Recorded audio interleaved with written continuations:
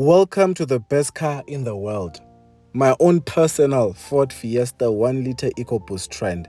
Now, am I just saying it's the best car because it's my car? Maybe. But today I will share with you my personal costs of ownership, my installment, my insurance, how much I spend on petrol. I'll also review its practicality, talk about its reliability, and whether or not it's a good idea to buy one considering that it's been discontinued. So we have a lot to discuss. Let's get started. Starting with my cost of ownership. So when I got this car in March 2020, these cars were actually not so expensive. I remember a brand new one was around 290,000 or so. So at the time I thought, no, that's a bit much. So I went to Avis and I wanted to buy one there. In fact, I wanted to buy it in December 2019. I hadn't even started working. All I had was a contract saying I'm going to start work in about 2 or 3 months' time. So I applied with that. The bank said no, of course, but they kept my application or profile on the system. I really wanted a car that time. So I didn't get a car for December, unfortunately. That silver Fiesta I wanted was bought by someone else. And then in January, I bought the Polo from We Buy Cars. The story of Janos is still coming. I kept that car a few weeks. And the only reason I bought that Polo is because I was advised, don't spend money on a car, don't do monthly installments, buy a car cash. It was a mistake. So after that, I decided, you know what, I just want a new car that won't give me problems, that won't need any maintenance. A car I know, I press start, it goes. So I decided to apply for a Suzuki Swift this time. I found a GLX model, it was orange in color. Everything was finalized, everything was approved. I was ready to go collect it. Of course, my PA preferred the Fiesta. She wasn't happy that I was getting a Suzuki. Even when I told the guys at work, they're like, hey, bruh, that thing on the highway, the air is gonna just be dealing with you. So yeah, they discouraged me, but I didn't care. Now, when I was supposed to collect my Suzuki Swift, the guy was off of work. I don't know what happened. He wasn't taking my calls for about 2 or 3 days. So I got annoyed. I ended up going back to Avis and I told them, hey guys, I'm back. I changed my mind. Do you have a Fiesta for me? And they had this one. They're like, yeah, we just had one now. Actually, we just received it. Do you want it? I was like, yes. So I took it. Now, why did I buy my car from Avis? That's easy. It was the cheapest. It was about 30,000 rand cheaper for the same car, same model year, same mileage. So I was like, no, let me go with Avis. Although I had been discouraged by people saying such cars are driven roughly, I shouldn't go for them. I actually realized while I was car shopping, whenever I would ask for the history of the car, that a lot of them were actually coming from car rental companies. So I figured it's all the same anyway. At Avis, this specific Ford Fiesta cost me 210,949. It was a bargain, I won't lie. And I had just sold my Polo the day before and received 50,000 for it. I used that as a deposit. So the finance amount was actually only 160,949 rand. Now, let me tell you a mistake I made. I applied for this car with one payslip. Normally, they want 3-month bank statement, they want 3-month payslip. I'd only received one salary a week ago. So my interest rate was high, 13.48%, which brought my monthly installment to 3,387 Rand in 80 cents. To even get that 13%, I had to do a lot of negotiating because the initial offers were around 17%, 18%. So 13 at the time was a very good deal for me. Now, during COVID, I took a 3-month payment holiday. That's why over there you'll notice it says 79 months instead of 72 months. So you take about 3 months, they add like 6 over there. Anyway, now when it comes to your repayments, if you'll notice, out of the 3,300 I pay, 1,300 is going to interest every month, and only 1,940 is going towards the capital. And as you can see, the current settlement on the car is around 123,000 Rand at the moment. I'll get back to that a bit later on.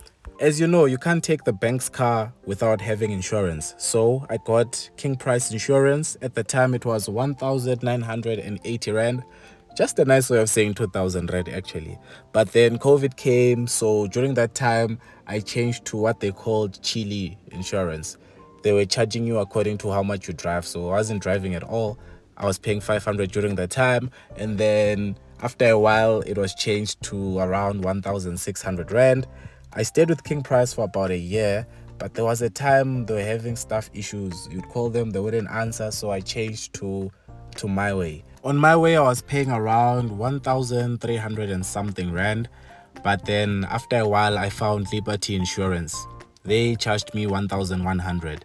I've been with them for a year. They've since reduced the premium to 990 rand. And if you want some free money, you can always call Outsurance, give them your details. If they can't beat your offer, they'll give you 500 rand. So with me, I knew they wouldn't be able to beat the 1,100 from Liberty Insurance. So I called them. I got myself 500 rand and got my PA something nice. In terms of petrol, this car has a 40-liter tank. So to fill it up is around 915 rand, which brings my total cost of ownership to 5,293 rand and 80 cents. Now I went through some of the things you want me to cover, and one of them is reliability. I got this car when it had 27,700 kilometers on the clock. Now it's sitting on 82,700. So I've driven it for 55,000 kilometers, and if I'm being honest with you, it's never given me any problems, any issues. The only things I've had to change are the wipers and the wheels. So in terms of reliability, I've had no problems. I really love the sitting position. You can go as high as you want, as low as you want. You can adjust the steering for height and reach. So finding your sitting position will not be an issue here.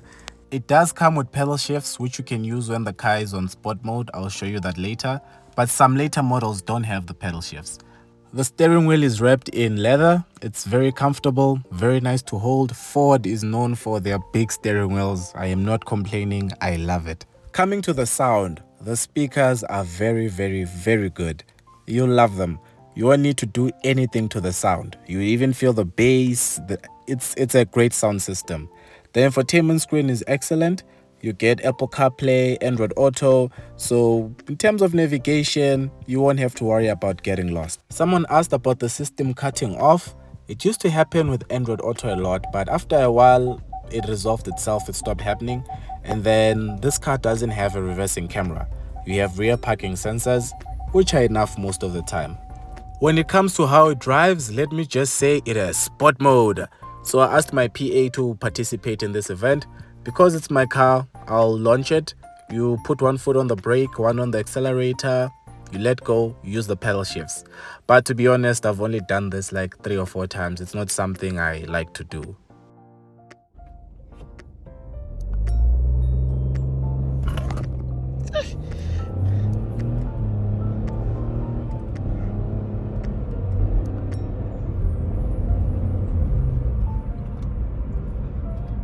One of the reasons I chose this car over the Rio, the Clio, the Micra, and even the Polo was because in terms of driving, I found it to be the most engaging. I found it to be the most enjoyable. Ford really went all out with this car. This car is a fun car to drive. If you've ever driven one, you know this is true. Now, this car is actually very economical.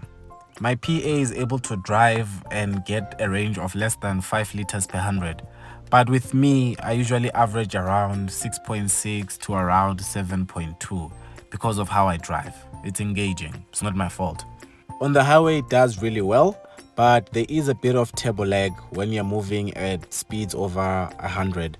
So to accelerate, you'll have to wait about 1 or 2 seconds before the turbo kicks in, but it's never really bothered me that much, so I'm okay with it. But fuel economy is always best on the highway. Around town, robots, speed humps, stop signs, yeah, that's where you start getting to the 6.6 range, 7 liters per 100. Now let's go to the back seats and discuss the practicality of this car.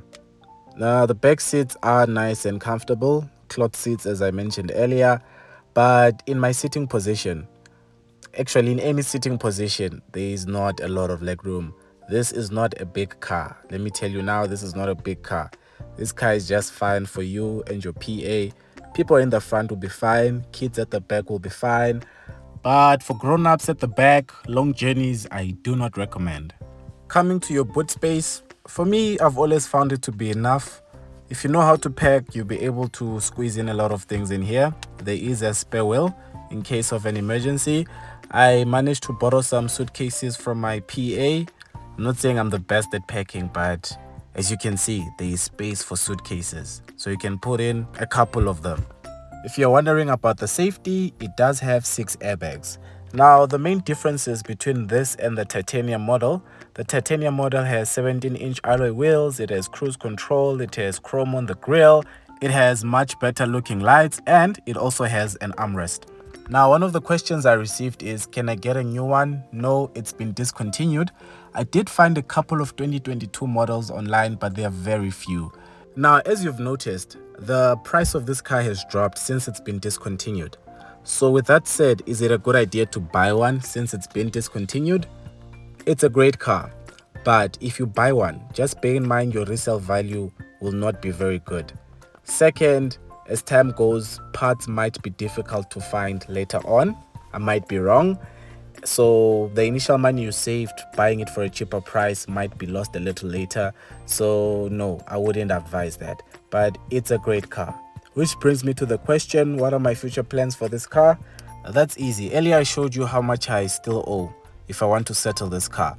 So I am trading this car in, I'm getting a different car, for the simple reason that the service plan is done, the warranty is done, and I don't like paying for things out of my pocket.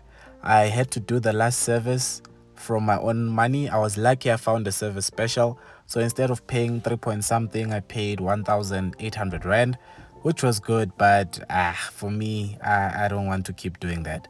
But if you buy a used one, make sure you get a 2021 model or a 2022 model, simply because this car comes with a 4-year, 120,000 kilometer warranty and a 4-year, 60,000 kilometer service plan. So if you can find one with low mileage, 2021, 2022, it will still last you a couple of years before you have to start paying for things yourself. For those who are wondering about the stickers, I thought the car looked too plain, so I just wanted to give it a bit of an edge so it looks different from the other Fiestas. And it also helps on the highway where they see that scratch mark in front. Usually people make way for me. They think maybe I'm a boy racer or I modified this car. I did nothing to it, just stickers. The sticker at the back, Hinata. There was a time I was having a phase with anime. I was watching Naruto. So for those of you who watch Naruto, you know Hinata is Naruto's wife. So I thought that would be a cool name for the car. And that's everything, guys. I hope I answered all your questions. Please support local YouTube, guys. If you haven't liked, if you haven't subscribed, do the right thing, like and subscribe. And until the next one, take care.